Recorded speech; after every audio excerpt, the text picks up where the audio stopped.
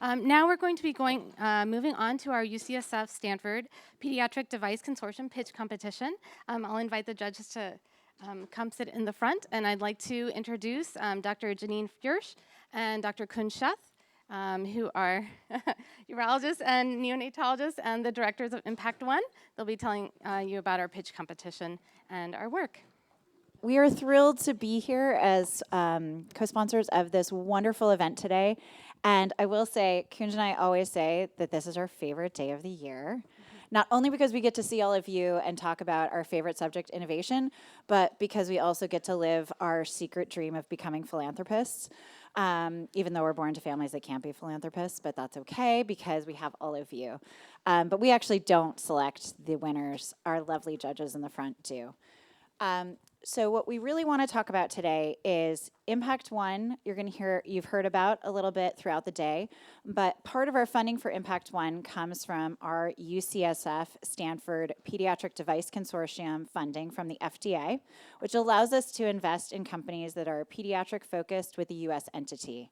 So this is a rare collaboration between our two institutions, so I would love for all of our wonderful UCSF colleagues, which I see them here and here, to stand up so we can give them a warm welcome as well to Stanford.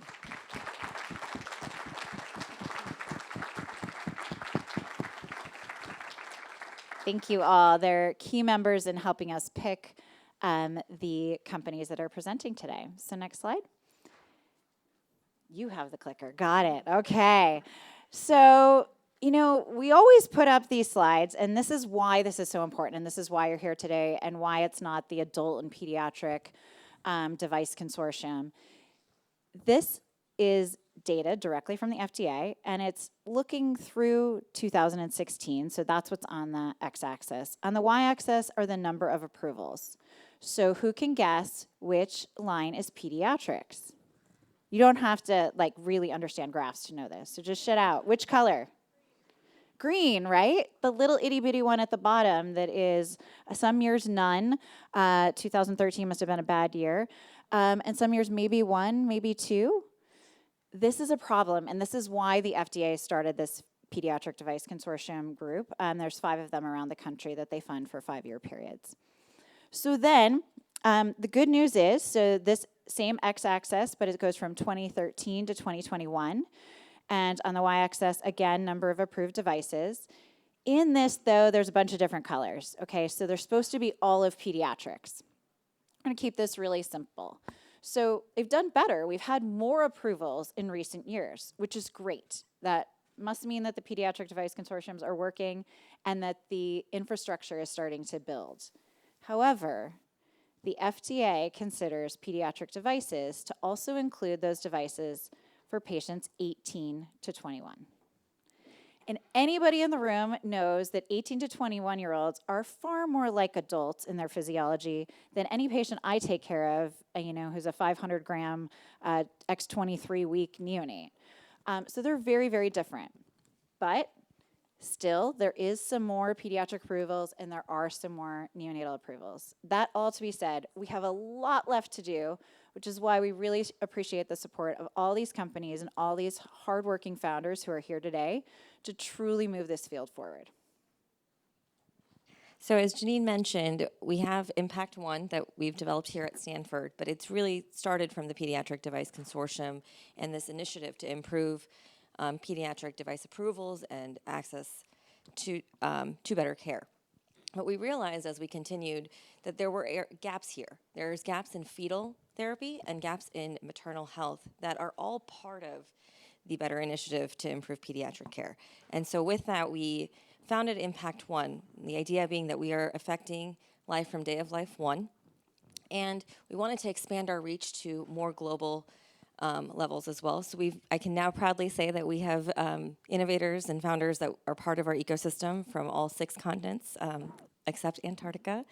And we're continuing to grow. Obviously, our biggest focus is still in the pediatric space. And most importantly, I actually will say, Janine won't always say it, but NICU, we have our neonatal space, as you can see here, is over 20%. And that's amazing because we think about where the lack is high, the shortcoming is the highest, and you have adolescents that are quote mini adults, but close enough, and many approvals might include them. But that neonatal space, it's so specific, and we have to cater to that.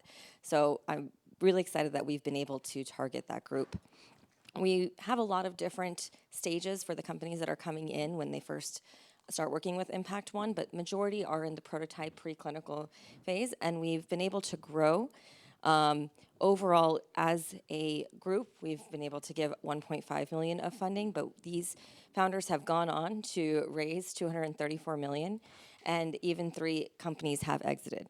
Now, I'll say some of these numbers are still a little out of date in that this past year we're still collecting surveys and adding that too, but I So if you haven't filled out your survey, you better.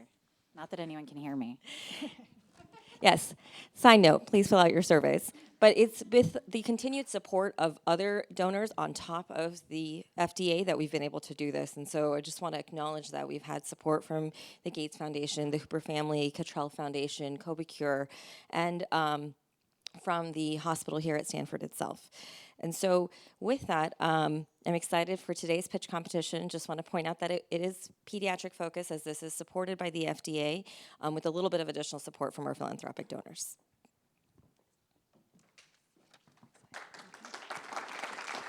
Okay, thank you so much. Okay, thank you so much. So with that, we will start our pediatric medical device competition. This year we had over 65 applicants of really high caliber companies, and it was very hard to wean it down to 10. So congratulations to these 10: Acumen Medical, Avatar MedTech, Bloom Standard, Easy Speech AI, Global Continents, Madison Scientific, NEN, Sonura, and PEVPS from Stanford, and TrakeSense from Children's National Hospital. We're very lucky to have our esteemed judges today, all who are leaders in medical device, digital health, and big supporters of pediatrics. We have Andrew Cleland, who's the CEO of Fogarty Innovation. We have Nada Hanafi, who is the founder and manager of MedTech Strategies and MedTech Color. Paul Hooper, who is a former CEO of Gigamon and also a huge philanthropist and board member. Emma Moran, who is the strategic lead of CobiCure MedTech. John Parker, who is online. He is the founder and managing partner of Springhood Ventures. Amy Schellpfeffer, who is the senior program officer, devices and AI of the Maternal Newborn Child Health, Nutrition and Health and Gender Equality Division at Bill and Melinda Gates Foundation, and Tanya Townsend, who's the Chief Information Officer at Stanford Medicine Children's Health. So thank you to all the judges. They will be doing their scores during the presentations. For the judging criteria, each finalist will have 5 minutes for the presentation and 3 minutes for judges' questions.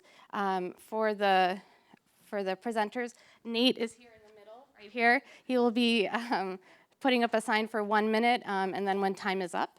The judges will be judging on the finalist clinical need, the feasibility of the technology, value proposition, regulatory strategy, commercialization potential, team breadth and experience, and also the impact of funds. Okay, and good luck to all the finalists. We will start our competition. If the finalists can come over on this side so they are ready to switch out when they are ready. And so the first one will be Tyler. He will be from MadSci Smart Shunt, which is a first-in-class electromechanical CSF shunt that monitors intracranial pressure and optimizes treatment for hydrocephalus patients. There you go. Thank you very much. All right, hello everybody. I'm Dr. Tyler Wonke. I'm a serial medtech entrepreneur, investor, and professor, and I'm the CEO and co-founder of Madison Scientific, or MadSci for short. At MadSci, we're developing smart electromechanical devices for the treatment of hydrocephalus and beyond.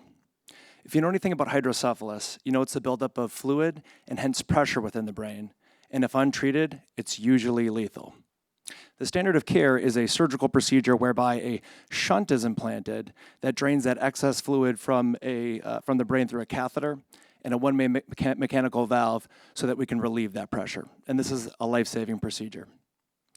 Now, if you know anything about shunts, you know that they have a few big problems. The first is that they fail all the time. It's the most failed implant of any medical implant, they say. And when they fail, the diagnostics are very poor at diagnosing that shunt failure.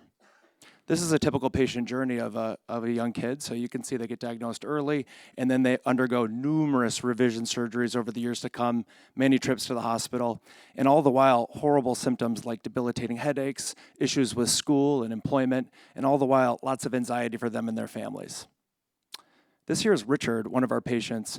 Richard has had over 150 neurosurgical procedures in his first decade or so of life, almost all shunt revision and related procedures. This on the left is Dr. Benny Iskandar. He's the head of pediatric neurosurgery at Wisconsin. He's a MadSci co-founder, and maybe most importantly, he's Richard's doctor. He was fed up with patients like Richard having to go back for repeat neurosurgery over and over again. So he raised significant grant funding to figure out what in the heck is causing these devices to fail. And what he found is that it seems to be that the current technology is too simple and it overdrains until the brain literally gets sucked into the catheter, thus obstructing it and causing it to fail. Here's a video right here, real-time, real patient, showing the brain getting pulled into the catheter.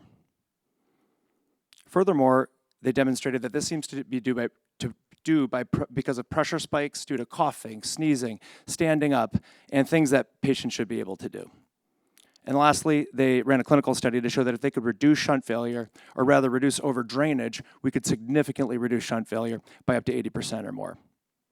So to accomplish this, we're developing the first-in-class smart shunt. It's an electromechanical version of the shunt valve that is similar in shape and size, but the difference with ours is that it has a first-in-class implantable intracranial pressure sensor that's hanging off the end there, and that goes into the cranium, measures intracranial pressure, and sends it to the valve. And the valve is smart enough to know whether that increase in pressure is due to the disease, in which case it opens the valve, or a red herring like a cough or a sneeze, in which case it doesn't. We believe that this will significantly reduce shunt failure, but beyond being a best-in-class therapeutic device, we believe that this may be a best-in-class monitoring and diagnostic device as well, because we can transmit that intracranial pressure data and other data remotely to a patient-facing app and to a physician-facing portal so that we can take better care of these patients and keep them out of the hospital. The competition is mostly limited to dumb mechanical valves that neither have any reduction in shunt failure, nor do they have any advanced diagnostics like intracranial pressure sensing, let alone AI capabilities. We have some initial IP lockdown in terms of 2 patents already issued, more pending, and freedom to operate. And in terms of the patient journey, this is what you saw earlier, but with dollar signs, you can see that all these surgeries are tens of thousands of dollars. Trips to the hospital can be thousands of dollars, and this really adds up deep into the 6 figures or sometimes 7 figures for current patients up above. Down below, you can see contrast that to the smart shunt patient. We think we can significantly reduce shunt failure, probably by 3x or more, and reduce dozens of trips to the hospital, thus saving the patient, their families, and the healthcare system significant resources.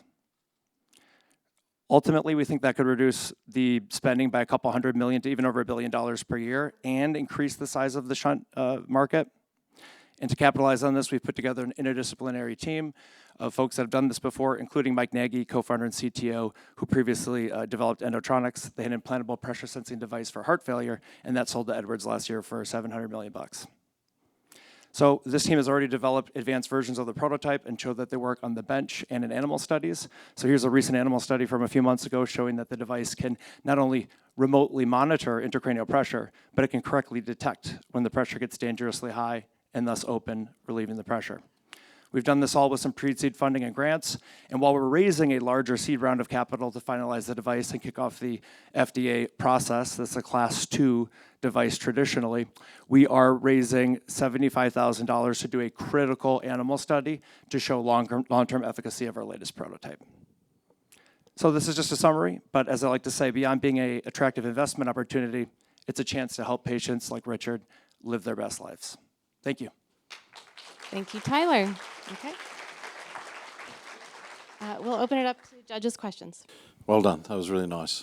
Are you really solving the problem, though? I saw there was a beautiful image of the brain being sucked in, but my understanding is normally it's like clotting over.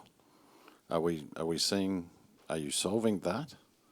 We think we're solving it. If you saw, you saw the image of it getting pulled in. The clinical data that we presented was using a sort of set of Frankenstein-approved devices that were put together with our team and a physicist to try to get essentially the best physics possible to reduce overdrainage And you saw the data, when we did that, we could reduce shunt failure by mid-60s to mid-80s percentile reduction at 1 year. So that was a real effect. And that was done with existing tech, although you need a physicist involved. It's a huge effort. It's multiple shunts and or anti-siphon devices in series to get that effect. And if we had more time on the slide, you'd see that the effect looked like it weared off after a couple of years because that technology just reduces over drainage. We think this would fundamentally eliminate over drainage. So we actually think we can legitimately reduce shunt failure by at least 70-80% in the first year. Okay, I'll jump in one more. So reimbursement. So you're paying for this device up front and recovering cost over the time. What have you done in looking at reimbursement? Yeah, good question. It is going to be a big thing for us because to make this work, we need to charge a premium for this smart shunt, to make it work from, our perspective. And so the idea is that it would be, a few $1,000s more expensive than the existing shunt valves that are out there. But the idea is that, one, we can use existing codes to maybe add some additional reimbursement in today, and we're looking at additional mechanisms like NTAP, et cetera, to be able to add more reimbursement to help, not only cover the cost of the device, but create a little bit of a incentive financially for hospitals and doctors to use it as well. So we want to make it a winner up front. And then in the long term, the idea is that we'll have this data. We're investigating additional mechanisms from RPM codes to CCM codes to see if we can further incentivize the providers to use the data to actually help keep patients out of the hospital. So that's sort of a secondary set of reimbursement analysis that's being done, but we want to make it work. It makes sense either way, up front or over the long run. So quick question. You had a slide in there where you demonstrated potentially having a wearable device that does an upload to the cloud so you've got access to the data. Can you walk me through quickly how the device is powered, what battery life there is, what it means from a patient perspective? Do you have to plug in? If you're using Bluetooth as well as you're using draining power for the valve, how do you kind of see the power consumption and the recharge? Yeah, so at this point, the idea is that this device will be rechargeable. So we have a quite advanced circuit in there that's able to recharge it in about an hour and a half. And the thought is it would only need to be done about once a month. So relatively low effort compared to some of the other devices to keep it charged. Okay, thank you so much. Thank you. Tyler. Great. Okay. Our next finalist will be UltraTrack Acumen. They are building an ultrasound-guided, continuous, non-invasive hemodynamic monitor with data analytics. Welcome, Acumen. Thank you. I was going to have an avatar do my presentation, but Daniel said I couldn't use a younger version of myself, so here we are. Just have these handy. Okay, thank you everybody for this opportunity. My name is Dory Jones. I am an engineer turned entrepreneur and the co-founder and CEO of Acumen Medical. I am also the parent to a neonatal and pediatric ICU patient, and having worked in medical devices, specifically in cardiac and critical care for 18 years, I recognized there was a gap in technologies in the pediatric ICU compared with adults, and I was able to team up with some of my past colleagues who are experts in ultrasound to try to come up with a solution for pediatric monitoring. 600,000 patients, infants and children, are admitted to an ICU every year, and doctors and nurses rely primarily on blood pressure and heart rate to monitor their patients, but unfortunately these are late indicators of life-threatening conditions like congenital heart disease, sepsis, and respiratory failure, which are all leading causes of death in the ICU. The best way to monitor patients in the ICU is to measure hemodynamics directly. So that's the measure of how blood flows throughout the body and delivers oxygen to the vital organs. Now, the way to get hemodynamics historically requires these invasive catheters that go in the patient's neck or groin, and you could see why you wouldn't want to use this in a small and vulnerable pediatric patient. So instead, what's done today in the ICU is doctors and nurses piece together information from various non-invasive techniques, and they may use ultrasound, which is highly accurate, but just a snapshot in time. There was also promise in a device called impedance cardiography, which uses impedance measurements. There are electrodes placed on the skin in order to detect hemodynamics flowing through the body, but unfortunately, they weren't as accurate as those invasive techniques were. So our device, UltraTrack, combines the best of these approaches. We get the ease of use from the impedance device. I actually have an example because our impedance device is already fully functional and has previously been 510(k) cleared for adult use in the FDA, in the USA. these use electrodes similar to an EKG monitoring system, and it measures the impedance throughout the electrodes in order to determine cardiac output and other metrics. But we're also using ultrasound to improve the accuracy of our device. So we have a custom patch that goes on the patient's neck that's flexible and feeds information into the impedance system in order to get that accuracy that you get from those catheter procedures and the very widely accepted technique of ultrasound. But UltraTrack goes a step beyond. We're not just another ICU monitor. We have a patented waveform analysis technique. So our device produces a waveform, again, much like an EKG, that can be read by a clinician. And with the introduction of machine learning, we can start to include pattern recognition for specific pediatric conditions. And this can help with precision medicine, which can improve outcomes, reduce complications, and reduce healthcare costs. In fact, because our device has been used in adults, we have some examples of this type of pattern recognition. This was an adult patient who was hypotensive, they had low blood pressure, and the doctors and nurses were trying to figure out why. Immediately by looking at the flattened O wave on the right-hand part of the waveform, they were able to detect that this patient was in hypovolemic shock. They were severely dehydrated. And so they knew exactly then how to treat that patient appropriately. UltraTrack has really cracked the code on how to get non-invasive, continuous, and accurate hemodynamic measurements, unlike these other devices, which can do one or two of those, but not all three. I mentioned we have an impedance system that's already been on the market in the past. We have existing patents on that technology, and we also have patents pending on the integration of ultrasound and enhanced accuracy mechanisms. We are in the process of bench testing that integrated approach.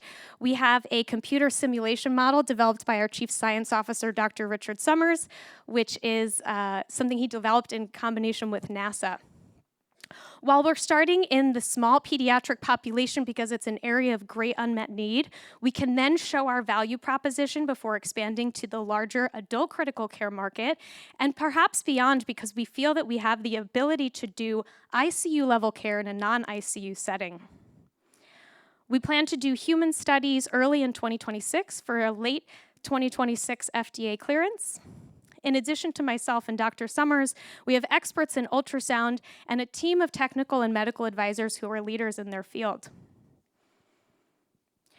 So today, with the support of the PDC and some of the insight that we've gotten from our KOLs, we feel ready to do some validation testing of the algorithms for our device to refine them for various age, size, and patient conditions. Thank you for your time. Thank you very much. Okay, we'll open it up to the judges. Great presentation. Can you talk about because there's lots of clinical applications for technology like this, even in just the NICU or pediatric setting. Can you talk about what you're going to target first in terms of indications and adoption and the strategy around that? Yeah, absolutely. So as far as our early validation work, we'd actually like to partner with pediatric cardiologists, whether that's in the OR or the cardiac intensive care units. In that case, we're able to really compare against either the sort of invasive techniques that they're using today, which are still commonly used in congenital heart patients and other conditions, and also just they have more tools at the ready. But our target from a marketing standpoint is really the broader intensive care units for neonatology and pediatric centers where they may not have access to those tools. And so we feel there's a real gap in technology before we expand then beyond ICU and into adults as well. Thanks again, that was a great presentation. Could you just double tap on that intended use indications? What is it actually going to be? Yeah, so our device is able to do non-invasive hemodynamic monitoring, which includes cardiac output, stroke volume, thoracic fluid content. So there's a wide range of patient conditions. In fact, the indication for use for the adult impedance device is simply non-invasive monitoring of those parameters. So it does have a potentially very broad indication. However, like I said, our focus early on in studies will be more in those cardiac patients where we have access to compare to the other techniques for measurement of those parameters. But I see a huge utility in sepsis patients, ARDS, in addition to the sort of classic cardiac patients like congenital heart. but AI and the use of machine learning to do pattern recognition once you have a device that's functional. Can you speak a little bit more about that, specifically around the data collection strategy and like where that sits? Yeah. The data collection and ML development sits in your product roadmap? Yeah, absolutely. So I might actually have, if my appendix slides are in. Nope, they're not. Okay, sorry, I went on to the other person's. So the waveform analysis technique that we have built into our device already is based on clinical data that's been collected in adults with various conditions. For example, it's been studied quite a bit in heart failure. And so we have sort of a baseline knowledge that we're able to educate clinicians on. But as we collect data on a broader range of patients, and specifically pediatric patients, the idea would be to look for specific patterns that may represent a risk of sepsis, as an example, worsening pulmonary edema. So essentially to be able to look at specific characteristics of that waveform and tie them back to the conditions that the patient was being treated and monitored for. Thank you so much. Thank you. Okay, a round of applause for her.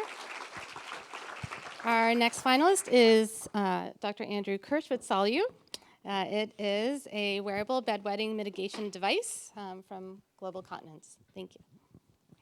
Thank you very much for having me, inviting me to present my company, Global Continence, and our device to treat bedwetting called Solu. My name is Andrew Kirsch, and I am the CEO and co-founder of Global Continence. Together with my partner, Bira Barroso from Brazil, we have been very frustrated with the treatment of bedwetting. We've been practicing for over 25 years, and the treatment options are very poor. That's why we came together and started this company, as well as this treatment called Solu, to take care of the millions of children that suffer from bedwetting. We also have an executive team to help us with operations as well as device development. And we have the best of the best in our advisory board who are global KOLs from the United States as well as internationally. We can't do any of this without industry partners, so they are listed here for recognition. So bedwetting is exceedingly complicated, and it's also very common. In the United States alone, there are 6 million children with bedwetting, and there are 200 million children globally. Unfortunately, there are very few effective treatment options.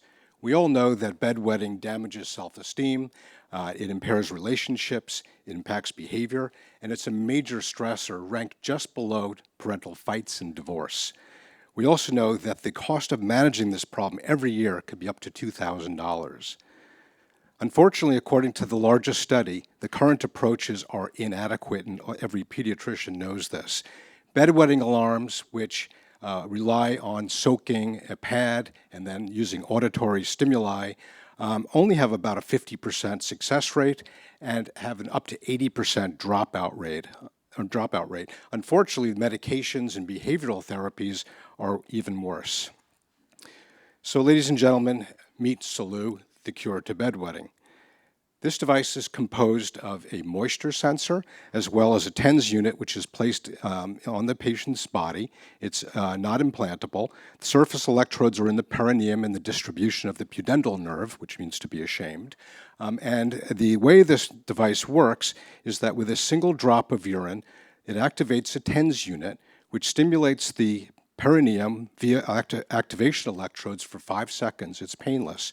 This causes contraction of the sphincter muscle and reflexive relaxation of the bladder.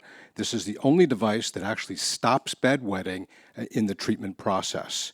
We also have an app where the user interface allows for the device to notify the parents that the alarm went off. They could go in and wake their child when they're dry. We also have a automated calendar, as well as gamification to allow kids to participate in their care. We have kid-friendly interfaces while instilling trust in caregivers. We know that there are many challenges with bedwetting treatment, including the high cost of chronic care, as well as the absolute lack of innovation in the enuresis field over the last 30 years. Solu changes this.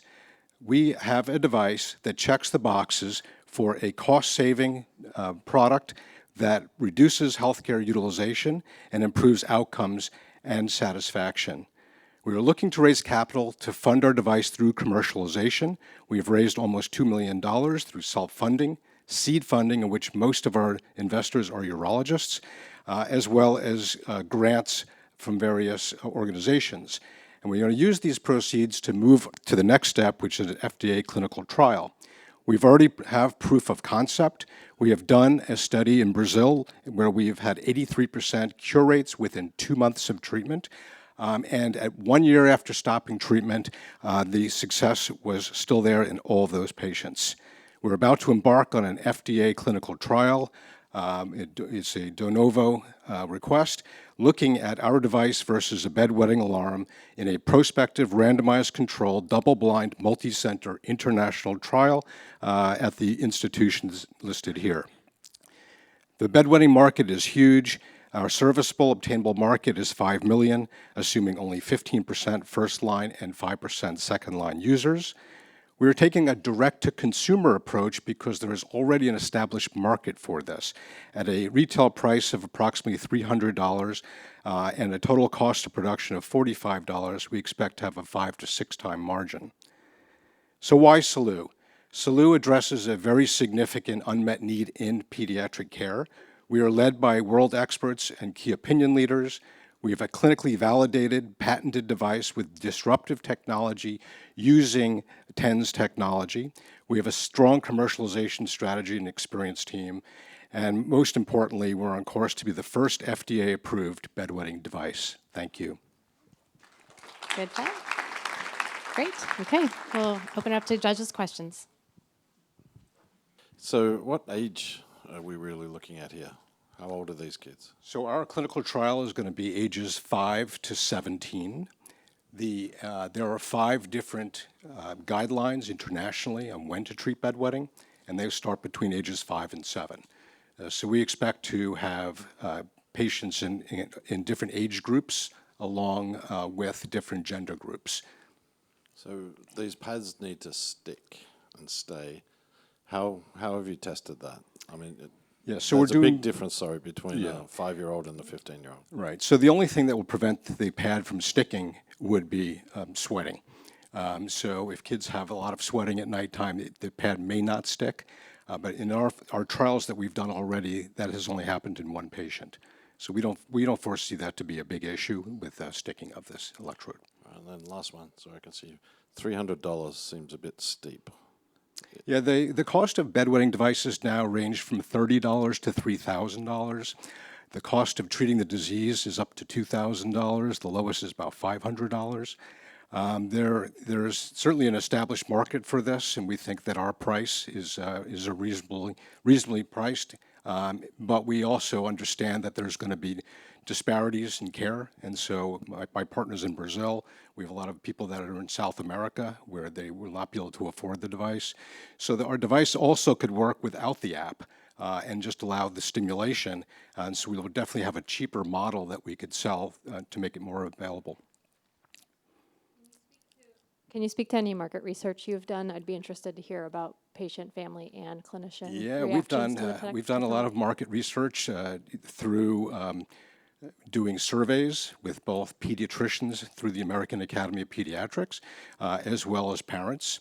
And what we've learned is, interestingly, is that pediatricians are not following the guidelines set forth by 5 international guideline committees throughout the world. And the number one stated reason they don't follow the guidelines is because there are not effective treatments. And so we think that we have an untapped market, and especially the very young children, where maybe this could really impact their lives. A lot of these kids are avoiding sleepovers and camps and the like. And I think by treating these kids earlier and getting them an early cure, they'll avoid all that anxiety. Oh, John Parker. He is virtual. Go ahead, John. Thanks. Good presentation. I'm curious why you chose the direct-to-consumer route here, where you said you're going to be FDA approved. You've got a market with it, as was mentioned. It's not super cheap. It's not the highest price point, and you've got an issue with pediatricians who are looking for better solution.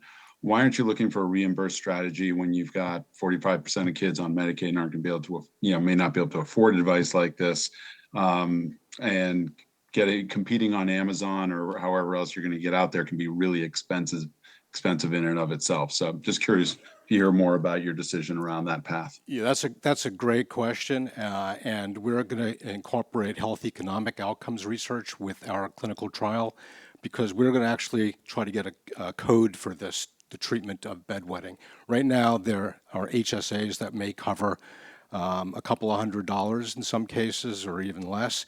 But our ultimate goal is to get a code and try to get this to more people. Right now, none of these devices are coded. Thank you very much. Thank you. Very good. Okay.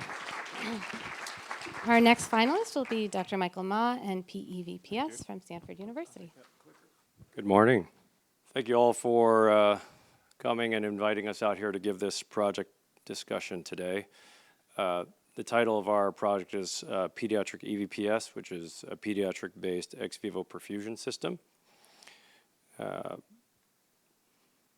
So this clinical need really comes from a very visceral experience that I've had over the last 6 years running the Children's Heart Transplant Program here at Stanford. These are 3 little girls that I took care of about 2 years ago. They were all on the transplant wait list at the same time. They all waited between 6 and 9 months in the hospital waiting for a transplant. And ultimately, only 2 of the 3 of these children made it through to transplant, and one of them died on the transplant wait list. So who deserves a chance at life? And that's the real question here. We know that this is a big problem in adults and in pediatrics, but it's never really been focused on in pediatrics. We know that the waitlist mortality for children waiting for a heart transplant is on the order of 40%. That only translates to 200 children a year dying on the transplant waitlist, but it's a very mortal figure. In addition to that problem, there's a high morbidity problem, right? We have kids waiting in the hospital with their families upwards of a year for transplant, and that's 320 days on average for the average pediatric patient who's waiting for transplant. So a lot of mortality, a lot of morbidity. This all stems from essentially an inefficient market. We here at Stanford, located in the middle of that red circle, can only serve a regional area that extends as far east as Salt Lake City. So if we have 10 children waiting on a transplant wait list and a donor organ becomes available anywhere west of that, east of that region, we can't actually service that child. So the inefficiency in this market means that while we perform 500 transplants a year in the US, 200 kids a year die, and they don't have to because there are actually 900 other organs available, of which 400 are considered extremely healthy and adequate for transplant. We just don't have a good way of getting the donor heart back to the recipient. So the adult market has tried to solve this problem. There are ex vivo perfusion systems that let us move away from the 4-hour time limit for getting a heart from a donor to a recipient. We still use the ice box in pediatrics, but on the adult side, they have both normothermic and hypothermic machine perfusion systems. Normothermic systems are more physiologic. They allow us to flow normal amounts of blood at the right temperature, the right nutrients, the right amount of oxygen, so that the heart or any other organ seems like it's still sitting in the donor's body as it's being transported back. Hypothermic systems don't work as well in that regard because we need special perfusates to be flowing through the heart or the other organs. The systems tend to be smaller, and we can miniaturize them so they can be used for different size organs. So there are advantages to both, but it would be great if we could develop a system that works with existing perfusion technology and perfuse an organ at a physiologic condition, which does not currently exist. So this is what we want to do for our kids. This is a system that is designed to work around existing ECMO systems, which have been in place since the 1960s. We want to use those as our perfusion system, and we want to design a device around ECMO that is weight agnostic, compact, easy to transport, and cost effective. And because it's using ECMO, which every hospital system knows how to use, should be very easy to implement across the country. We have a team currently composed of surgeons, procurement specialists, perfusionists, and engineers that are working on this problem. We have developed several prototypes, the most recent of which we published last year. This allows us to support a piglet who's 5 kilos in size with a heart that's the appropriate size for up to 6 hours. And with this, we're able to demonstrate a heart that has good biventricular function, has low levels of lactate buildup, and good potassium levels at the end of 6 hours of preservation. So we've done seed funding. We're very early in this process. We're looking for additional funding so that we can continue a full transplant piglet model. We'd like to start a human donor heart study with our local OPO, or organ procurement organization. And that's what we're hoping to use our next round of funding for. In terms of long-term viability, we think the regulatory pathway is obviously very long. This is a PMA Class 3 device. We're hoping for a humanitarian device exemption for this, since it'll be used less than 8,000 times a year. And then obviously there are many customers and partners that are obviously in this space already that we would want to leverage going forward. Thank you for your attention.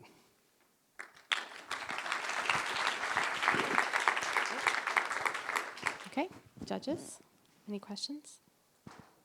Hi, thank you for the presentation. Besides being compatible with small hearts, can you talk a little bit more about the technology and how it's differentiated from the existing systems like Transmedics, as well as some of the technologies that are still in development? Yeah, so I went to several of these other companies over the years to try to get this technology into kids, and it's been very frustrating because there's a lot of technological hurdles that people are not currently interested in developing around. It's both a hardware equipment issue, meaning the size of the equipment that we need to bring these organs home. There's also a problem with the priming volume necessary to maintain these organs when they're especially small size. So we are trying to tackle that as a group by leveraging our expertise in pediatrics. All of the perfusionists that we're working with are pediatric-focused perfusionists. Every circuit we build is very different from the adult circuits that we're very used to. And we're trying to use all of that engineering know-how to make a device that is really specifically tuned for children. That was a great presentation, very authentic, very genuine. Walk me through briefly how you see the funding, because this is not going to be cheap to get out to market. So how do you see the funding from where you are today? Have you any kind of thoughts regarding that? I have some preliminary thoughts, but not enough to give you a very smart answer to that question. I know from understanding the regulatory environment that this is going to cost a lot. But how we get from where we are to where we need to be, I'm not totally sure. Thank you very much. That was wonderful. Thank you. Our next finalist is Sonora Care. We have Gabby and Sophie who are presenting. Hi, my name is Sophie Ishiwari, and this is my co-founder, Gabriela Daltoso. Sitting in this room with a fire alarm going off for over 14 hours sounds awful. Noise in the NICU is 3 times above the recommended limit, with alarms going off for over half the day, like this. For the 370,000 infants that are born preterm with their short ear canals and their underdeveloped hair cells, every alarm is like a fire alarm.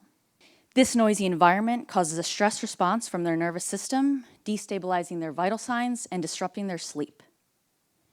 This noisy environment additionally prevents infant-directed speech, which is compounded by the fact that parents cannot always be there. Despite hospital efforts to increase noise awareness, to address this infant-directed speech, and even rearrange floor plans, harmful noise is still being reported.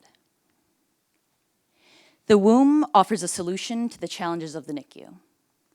Literature has proven that by replicating the auditory environment of the womb, you can increase developmental trajectory in infants.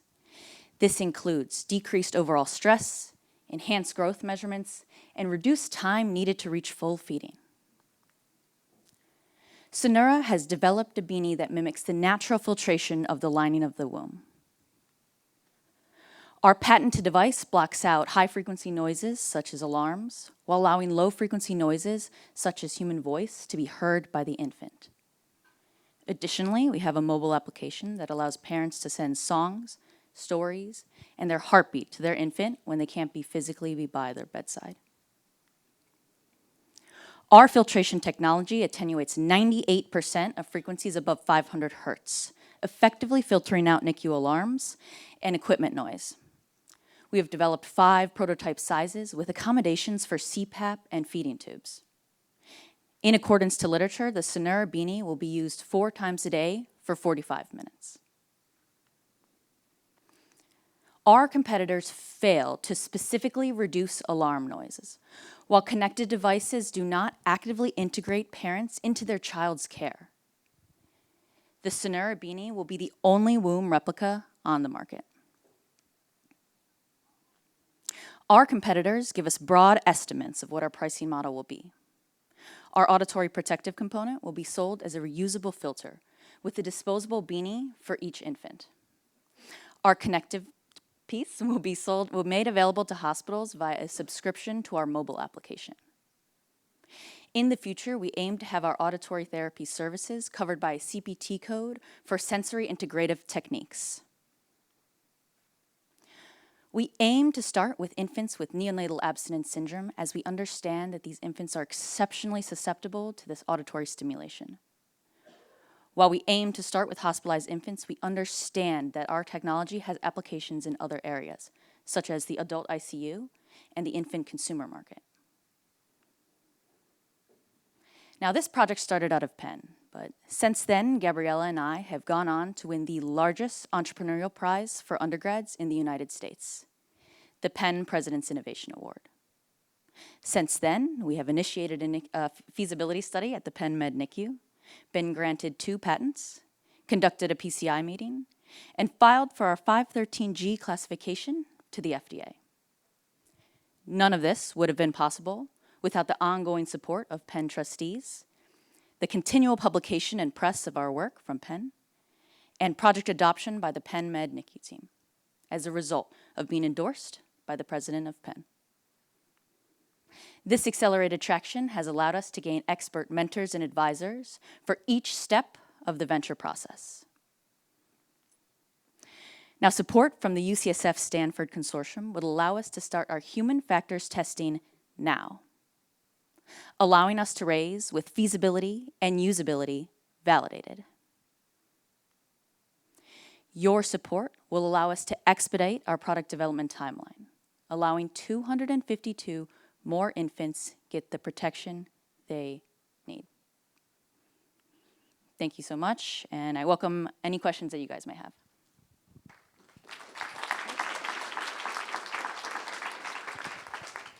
Why doesn't the beanie go on all the time? Like, why is it just certain time points? Absolutely. So our goal in the future is to be worn all the time, just like beanies are in the hospital. However, we're starting with 4 times a day for 45 minutes because that is where literature has shown us that that is how much we need to play the auditory stimulation to stabilize those vital signs. Additionally, this lets us make sure that when the beanie is being worn, we're not causing any sort of skin irritation or undue pressure on the skull as we increase time. Congratulations on all the successes thus far. Have you actually engaged with different pediatric groups, and what's the kind of feedback? How open are they to using this? And then a little bit about your costing model. If you can speak about that, that'd be great. Absolutely. So Sophie and I spent probably our first year in development interviewing any neonatologist or NICU clinician we could. We've interviewed over 150 across the U.S. A lot of them we found there's typically 1 or 2 members in the NICU who have increased awareness around this auditory issue and sort of that developmental care model. So when we strike meetings with those people, it's very helpful into the actual support of the integration. Most of the feedback we've received has been around being integratable with CPAP and feeding tubes. That's been a big pivot for us in the past. And then with regards to our cost model, we've been able to match up generally how we believe our pricing will go based on the other connective or noise reduction devices in the space. Most of them are broken down into hardware pieces that are reusable with a disposable component, and then that mobile subscription for anything that's connecting outside. Could you jump back to your team slide, please? Yes. So have you got any folks who are not academic advising you? They're all academics. Yes, we do have, if you see Van Schlinger, he is a doctor by training. However, he started the company BBY, which helps to powder breast milk for the NICU. He has been mostly our innovation guidance thus far. So I think you need some more. I agree. And I just, because this is very compelling. But I think some of your answers just then were like the 4 times. That's going to be imposing, workflow issues on your nursing staff and the like, when these are worn all the time. So just a few things there, some practical things I think you need. Yeah, we appreciate it. Okay, thank you so much. Thank you. Thank you, Sonora Care. Our next finalist is Rapid Scan. They are developing a pediatric self-driving ultrasound system from Bloom Standard. Hi, everybody. That's a tough act to follow. I think the parents could use the same thing in the NICU, by the way, because we're all listening to that all the time, like years of PTSD. Good to be back in front of this group. Thank you so much for this opportunity. I love the PDC more than words can say. As mentioned, Bloom Standard is developing the first self-driving ultrasound machine that can help diagnose children and assess children with cardiac or lung problems. 13 million babies have pediatric heart diseases. This is my daughter Eve, about 7 weeks after her second open heart surgery. And she became one of the 1 in 100 babies that are born every year with congenital heart disease, every day actually with congenital heart disease. Ultrasound is essential for their care, yet 90% of children around the world lack access to this critical imaging technology. And why is that? Because we have technologies that are really large, quite immobile, very expensive, and most importantly, they're difficult to use. The amount of training required, especially to do pediatric views of the heart, is about 2 years plus. And even with point-of-care devices, we have a long way to go to get access for children. So between the heart and lung conditions, we're talking about 28% of infant mortality, much of that associated with delayed diagnosis, missed or misdiagnosis. So here's how it works. You can see our cardiologist there holding the device. She doesn't need to move it at all. It's placed just around the belly button there for a subcostal window. And as it starts screening up through the heart, you can see all 4 chambers. We've got a good view of both atriums, so to look for any atrial disparity. You can see the septums, you can see the valves, pretty much everything we would need to see to determine that there's some sort of structural or flow abnormality. We don't need to diagnose exactly what type of congenital heart defect they might have, just that there's something wrong. So this is a risk stratification tool. It's done within 25 seconds or so, and it can either be sent on for someone else to review, or else our AI layer can be used as a clinical decision support tool. This improves, of course, access, but we're looking at outcomes and what this means for parents, users, those that care for children on the front lines. How can we actually reduce unnecessary transports, all the anxiety that goes along with that, and the costlier interventions for kids that are diagnosed too late. So we're in 6 clinical study sites already. We've gathered about 100,000 of our own proprietary images of our own prospective devices, and of those, 94 of them, so fully like 10% of those that we were screening, were determined to have an abnormality that required a significant change in care pathway. Now, not all of these were cardiac. About 28 of these babies were found some sort of cardiac anomaly, and I can go through the breakdown with you afterwards if you'd like. But others were of the lung or the brain. And all of them were things you'd want to know prior to discharge. We're so far on track with our regulatory timelines. We've just been onboarded this past week to the FDA's TAP program. We get the honor of being in that program because we have breakthrough device designation that will further accelerate us through the process. and looking at our submission in later part of Q2 or early Q3, and hopefully getting into our clinical decision support software submissions before end of year. So commercialization pathway is one that we see a device in every place that has a stethoscope or a pulse oximeter. So that would be community hospitals, it could be the tertiary centers that need it in other units, but it also could eventually be primary care or hospital to home. The AI software tool can be a platform model that's used by other technologies, but vice versa. We can use things on our device that currently we're only using our own algorithms on. We have a primary broad utility patent that was issued, and we're hoping to build out our patent portfolio further with additional provisionals that we have already in the pipeline. We do have existing CPT codes, potential for future CPT codes that's not already for limited echo, but these ones are ready to go for us at deployment. And then our timeline and capital milestones, we have raised about 2.8 million to date. About 40% of that is non-dilutive capital. We have more non-dilutive capital coming in Q2, so we'd like to build upon that with a strong Series A. Right now we have about 400,000 left open of a pre-seed round that we're trying to close at the end of this month. That'll get us through 2026 to cash flow positivity at the end of that year and potentially to an exit in 27 or 28. This would be like the players you might think. So there could be an imaging exit. We like to think of comps, so almost like iRhythm, who did end up with an IPO, but there are others that fit into that category about where we're at on our raise for valuation. Our leadership team, I'm incredibly proud of it.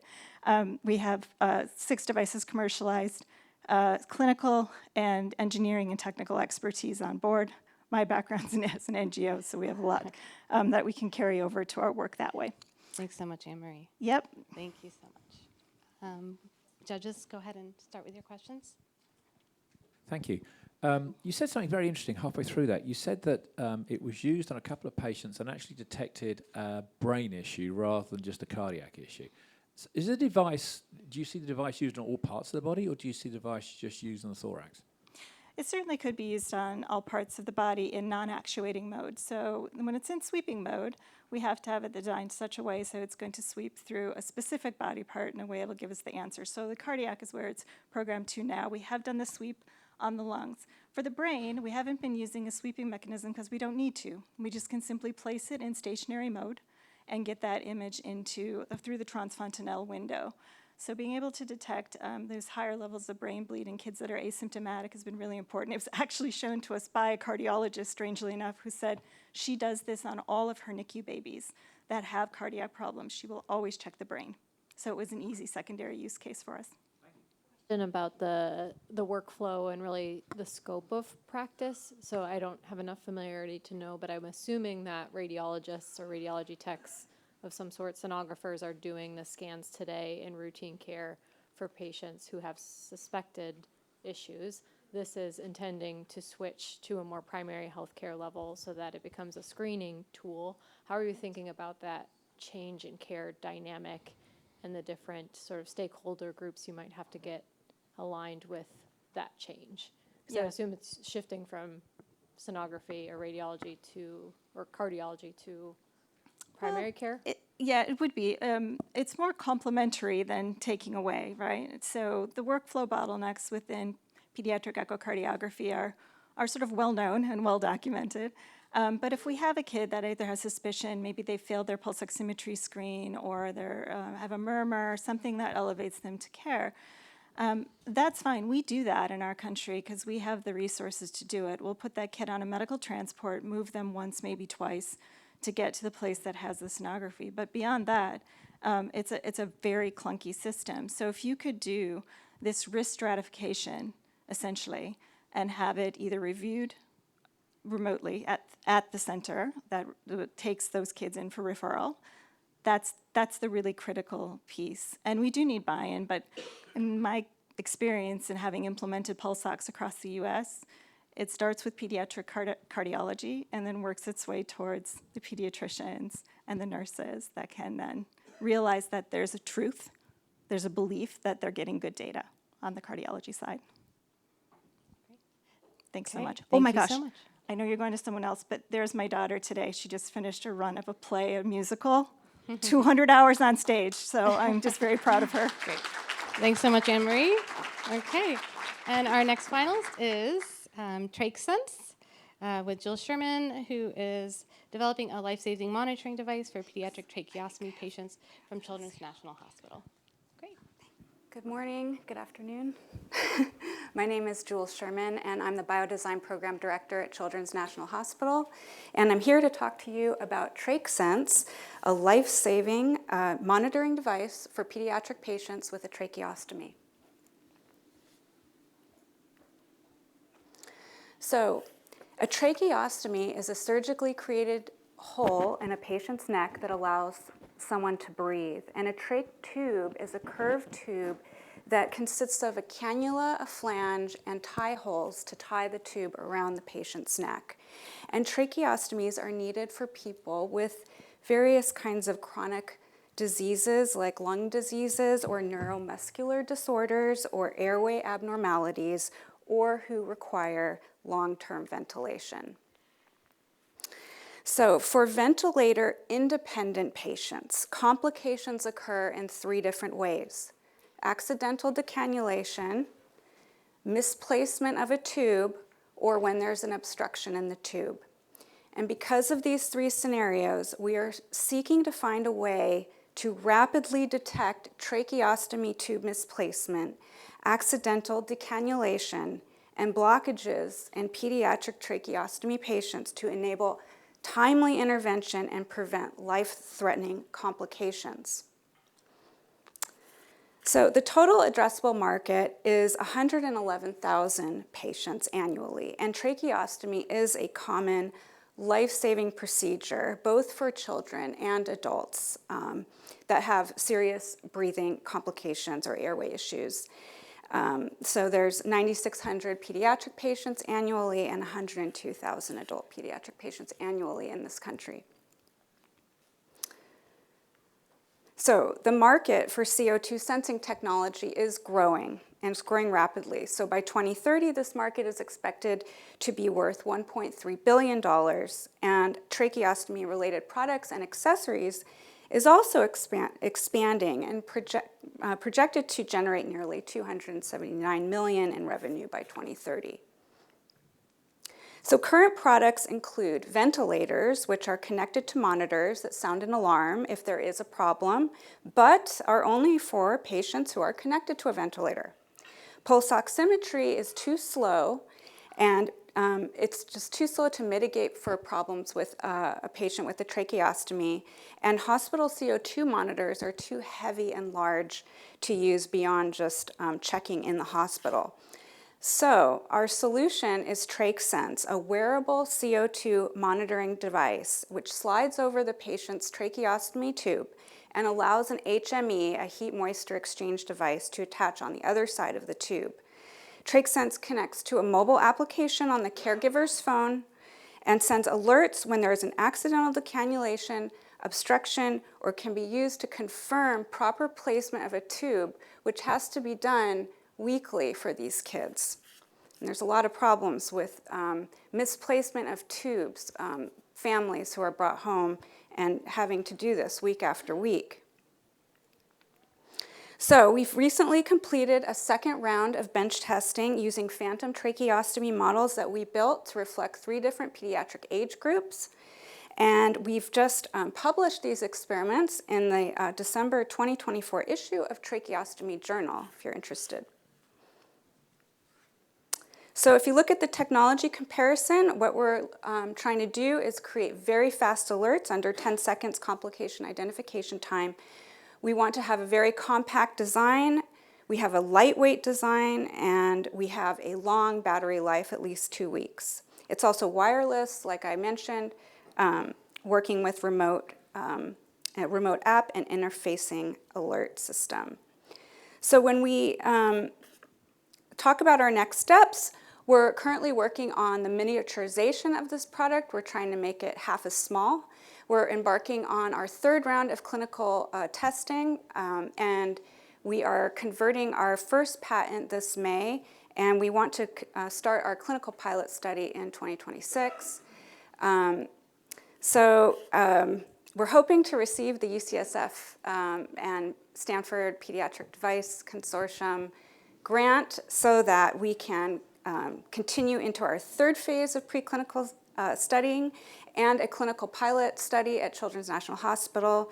We've had a PCI meeting with the FDA, and we're discussing our classification and pathway, and I just submitted our pre-sub application and our pilot study to the IRB at our hospital to review.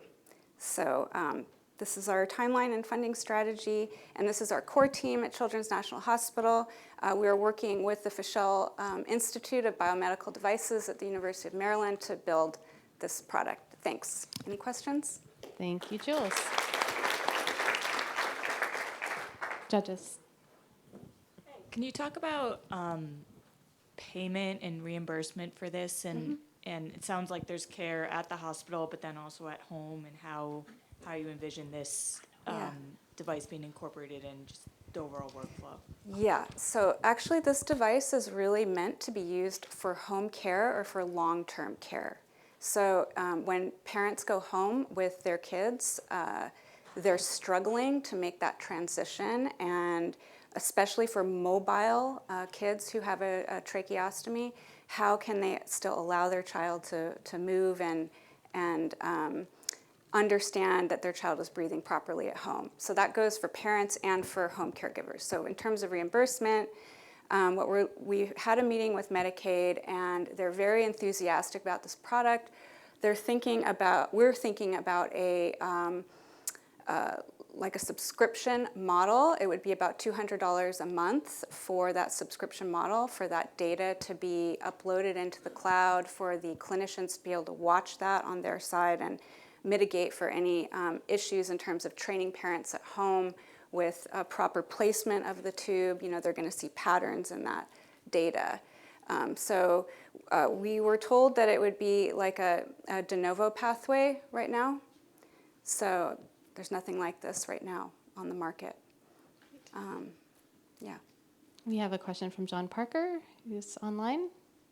Hi, Jules. Following on, I think you touched on this a little bit with the last question, but can you just go a little deeper into what the commercialization strategy is here? You've got some market numbers, a little bit about reimbursement, but what are you talking about in terms of how deeply you can penetrate the market, what your sales might look like in terms of numbers, even with a subscription model? Just can you give some insight as to the scale you're talking about here in terms of commercial potential?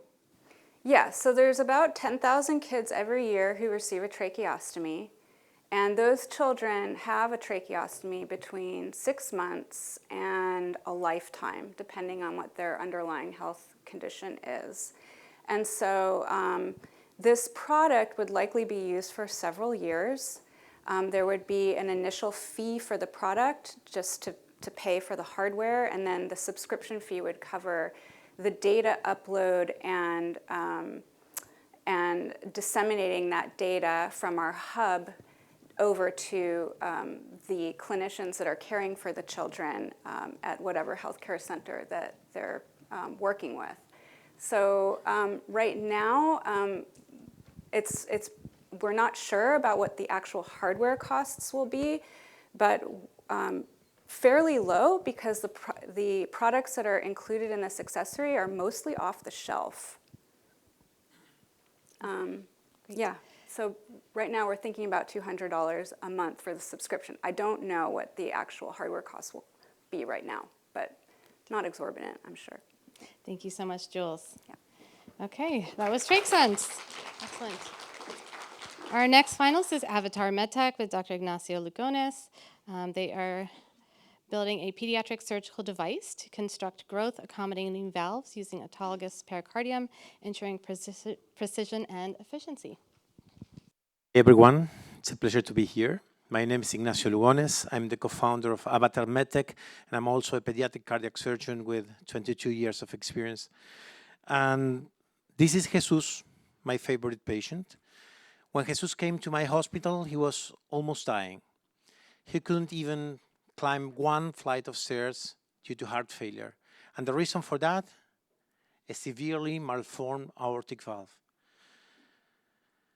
So as he was not a good candidate for other approaches, I decided to use a technique that I have developed, and I changed this native malformed valve that Jesus had with a new one made of his own pericardium tissue.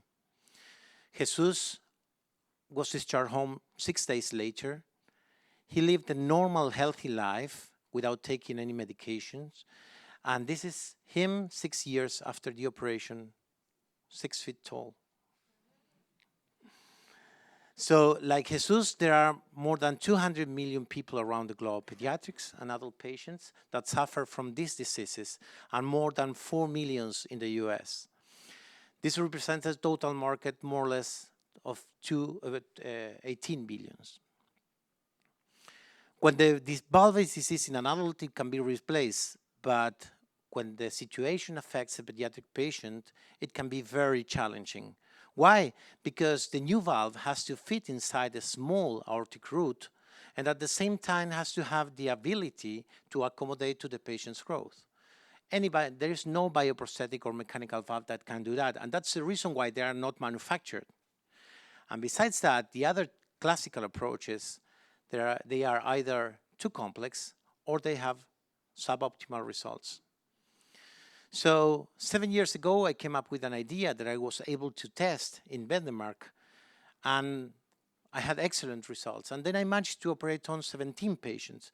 Well, in fact, there were 18 because last week I operated on Tuesday, one 3-year-old patient, small girl, 9 kilograms, with severe aortic stenosis and insufficiency. She was discharged home yesterday with a valve working really very well. So we realized that to have this used by other surgeons, we needed a set of disposable medical devices. And this is what you see here. This is our product. It is a disposable surgical tool that is used by the surgeon to grab a piece of pericardium of the patient, use it fresh to reconstruct the leaflets of the new valve, and then attach them inside the aortic root at the proper position using only the standard sutures with no ring. We have already submitted a PCT application, and we expect the FDA to classify this as a Class 2 device. With our devices, the surgery will be simple and fast, and the valve is very similar to the native one, does not need anticoagulation, and the valve is intentionally oversized, which means that it can accommodate to the patient's growth. This is our business model. We plan to manufacture it for $300, sell it at $15,000, and capturing a market share of 2%, we plan to have a revenue of 100 million, in 2032. And why will we achieve this? The reason for this is that everyone will benefit from Avatar. Why? Because surgeons will have a very useful tool to deal with their patients. At the same time, patients will improve outcomes, and the hospitals will reduce costs, and especially insurance companies will save a lot of money. We are a US-based company made up from people coming from the US, the UK, and made of clinicians, surgeons, and engineers. And our next steps are to get 3.5 million round to go through all the patterns, all the steps that we need to get to the market to begin sales by 2027. And we are really very grateful for the opportunity of being here, and we plan to use, if we get it, this PDC fund grant to develop our product, to hire new people, to get new machines that we need, and to also work on our reimbursement and regulatory strategy to get to market as soon as possible. Thank you very much. What it looks like you're selling is a harvesting tool. Is that right? It's a harvesting tool, exactly. Yeah. So can you tell us how it's worked? How does it Yeah, work? it's very easy. What we do is we open this. Imagine this is a piece of pericardium. Okay. This is native fresh pericardium. So what we do is we open this. It is already closed. excuse me. So when we open this, it grabs a piece of the patient's own pericardium, and then we can cut it around this mark so that what we have inside is the leaflet with the perfect size and shape that the patient needs. So after that, the core of this device is removed, and we use this core to suture the valve inside the heart. We have another device, a second device, which is located inside the aorta to mark the correct position of these leaflets. So the procedure is very easy. We only have to follow the lines and put the stitches in the markings, in the groups that you see here, and then attach the valve to the aorta. This is all mathematics. This works because there's a strong mathematics behind. The valve is just a passive structure. And the secret behind this is that the valves are oversized to accommodate to the patient's growth. Thank you. Could you talk a little bit about acceptance, and do you see clinicians easily adopting this approach, and do you see that you're going to have to use a lot of like human factors testing or training to get folks to use it? Yeah. Well, first, this started as a tool for me. I didn't know what a startup was. I just wanted a solution for my patients. So what I think is that a very challenging operation is made easy by these devices. So what I think is that my colleagues will understand that with this, you can turn your complex operation into a simple one, a patient that leaves home in 5 days. So reproducibility is really the key here, and it is very easy to manipulate these devices. So I think they will adopt, I hope. No. In fact, these 17 kids that I showed there have been operated on by 5 surgeons. But the thing is that I had to be there, helping them to do this. With this device, there's no need for me to be there. So this will democratize access. One quick question. You mentioned that the valve is oversized for initial placement, so you've got growth potential. Is there a risk it's oversized initially for the child? Is there a potential risk that the valve does not perform optimally at first placement? It's a very good question, and was the first question that, in fact, we tried to answer. And when you go to the results of the in vitro results, the studies that we performed in Denmark, we were looking exactly for that answer. And the answer is no, there's no problem. It doesn't cause stenosis. That's the first question that we wanted to answer. Great, thank you very much. Thank you. That's our MedTech. Thank you. Our last 2 finalists are virtual. It looks like we have Nen ready to go. So this is Francesca. She is building an evidence-based health designed for children's minds to improve their lives. Go ahead, Francesca. You have 5 minutes. Thanks so much for the opportunity to present NEN today. I'm Francesca Wutke, founder and CEO of NEN. I've been in healthcare for 30 years as a researcher at Digital Health VC, and I'm a recovering pharma person. The WHO reports that pain affects over 400 million kids, and pain management is a fundamental human right. I founded NEN to help these kids through our digital platform. 500,000 kids are battling cancer globally, and nearly all of them will experience pain. Children receiving cancer treatment are at high risk of medical trauma, and these negative pain memories can be sticky and can persist through survivorship and into adulthood. In fact, 59% of adult survivors of pediatric cancer have pain as adults because the psychological aspects of pain have not been addressed. We need new approaches to manage and modulate pain. Kids struggle to tell their parents and doctors about their pain. And there aren't enough therapists to treat this pain. We can use digital solutions to fill gaps in healthcare for all children, but very few solutions are built specifically for kids.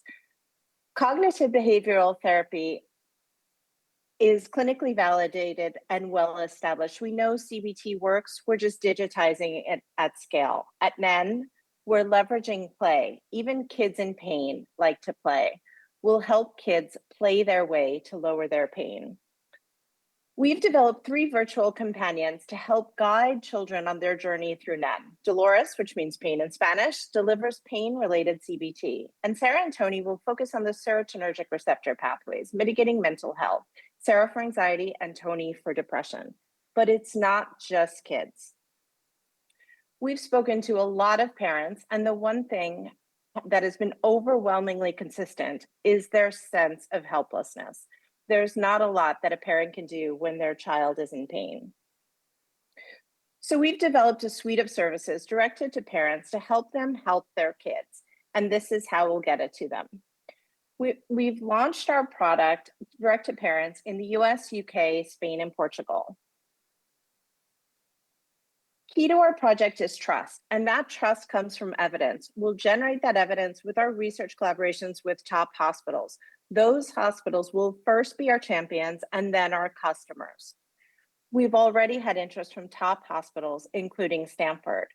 These hospitals will provide NEN for their families, and eventually they'll be the ones to prescribe it. But cancer is just our beachhead. We'll then expand to pain and migraine, pain and sickle cell, pain from burns, in fact, across all causes of pain for kids and across all geographies. NEN is a profit for purpose company with a goal to deliver pain management at scale, to democratize care for kids. We want to treat kids in pain wherever they are. Here are some of the awards we've received and the accelerators we've been chosen for. Our amazing clinical advisors are experts in treating kids in pain. Our business advisors are pediatric innovators, social impact drivers, and venture capitalists in digital health. In addition, we have our awesome NEN testers, our Kid Advisory Board, who give us wonderfully unfiltered feedback into product development and functionality. We're looking for like-minded advocates for children to join us in transforming pediatric pain management. Your $75K investment will kickstart our clinical trial with Dr. Tom Caruso and his team, who heads the Chariot Pain Program at Stanford, a crucial piece of the larger funding puzzle, bringing us one step closer towards regulatory approval, hospital adoption, and insurance reimbursement, bringing life-changing, non-pharmacological pain relief to children who need it most. At NEN, we want to get kids in pain playing again, play with a purpose, to train the brain to beat the pain. Thank you so much. Okay. Great job. And we'll open it up to judges' questions. For the presentation, can you talk a little bit about like the core technology, I guess, or science that you're utilizing in this app?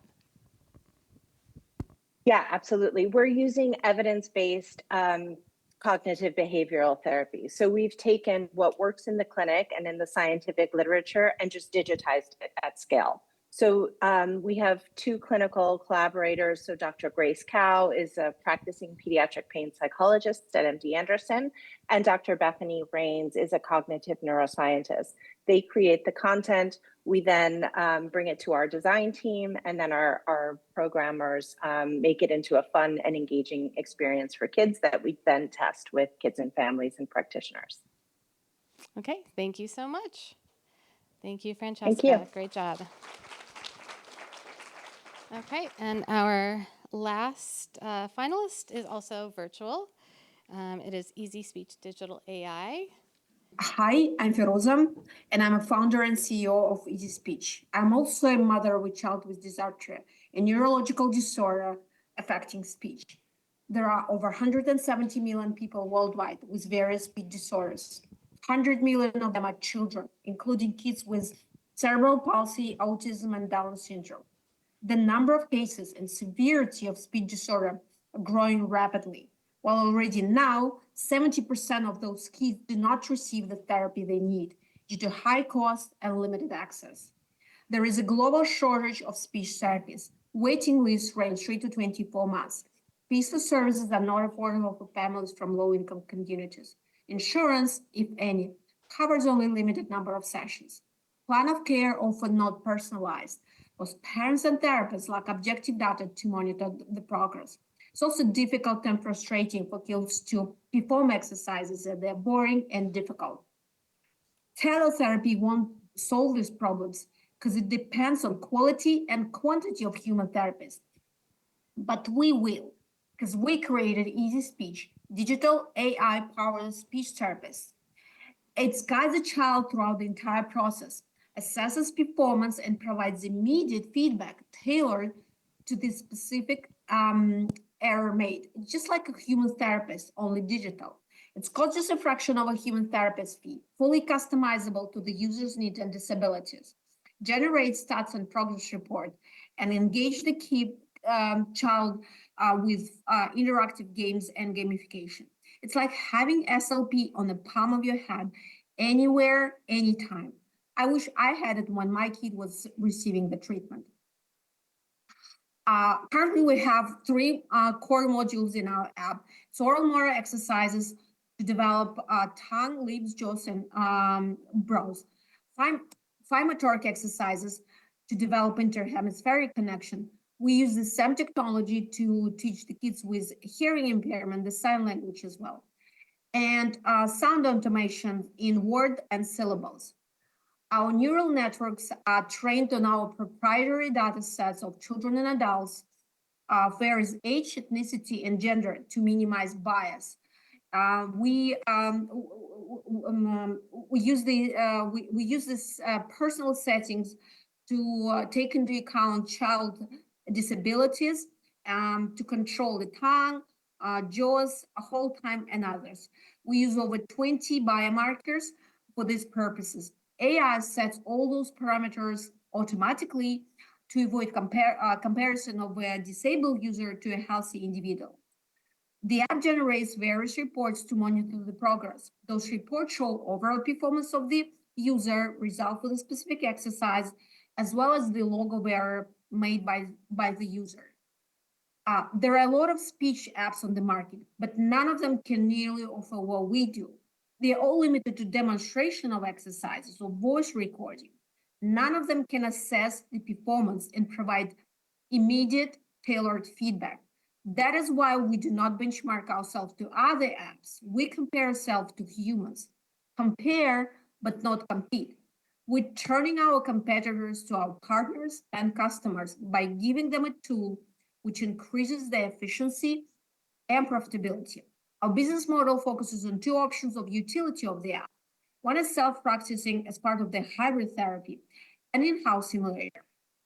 Current cost of 50 sessions, and the number depends on the level of disability, and an average rate of 150 per session is roughly 7,500 and may take 6 months or longer. With Easy Speech, patient can combine in-person session with a human with a self-practicing on the app, cutting the cost by half and reducing the treatment time to 2.5 months while achieving the same, if not better, results. Easy Speech operates as a wellness application to maximize the clinical benefits. We plan to certify Easy Speech as Class 2A medical device, which involves risk assessment and classification, pre-market notification, quality system regulation compliance, clinical validation, labeling, and marketing compliance. We can reach break-even within 7 months after launch, and we're planning to get at least 3% of the market share within 5 years. Our team comprises of 10 people with 5 to 20 years of experience. CO and BD have 20 years of experience. We're raising $2 million, of which we need around $500,000 to get ready for the scale as a wellness application, followed up by additional 1.5 to get certified as a medical device. We're bootstrapping, so the grant money will be extremely helpful for us to launch and to increase the server throughput capacity, which is crucial for scale, and enhance our product feature. Thank you very much for your attention. I'm ready to answer any questions you may have. Great. Okay, thank you, Firuza.